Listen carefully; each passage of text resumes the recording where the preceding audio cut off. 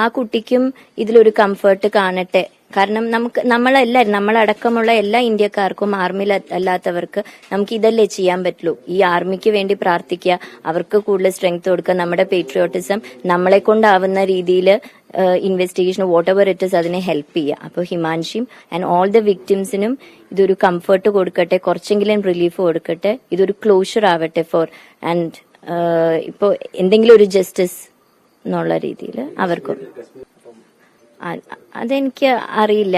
നമ്മളിപ്പോ നമ്മുടെ സുരക്ഷിക്കണം means security തരുന്ന പോലെ അവിടെയും ശ്രീനഗറിൽ ക്യാപിറ്റലിൽ ഇഷ്ടം പോലെ 100 മീറ്റർ അടുപ്പിച്ച ആർമി വണ്ടികളുമായിരുന്നു ടൗണിലൊക്കെ എല്ലായിടത്തും. അപ്പോ അവരും ഇന്ത്യക്കാരാണല്ലോ, അവരെയും ഇന്ത്യക്കാക്കും. അവരെ നമ്മൾ വേറെയായിട്ട് കാണണ്ടല്ലോ.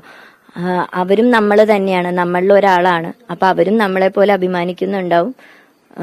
അവർക്കും ജീവിതമാർഗമാണ് ടൂറിസം. അത് ഇനിയും വളരട്ടെ. India safe ആയിട്ടിരിക്കട്ടെ.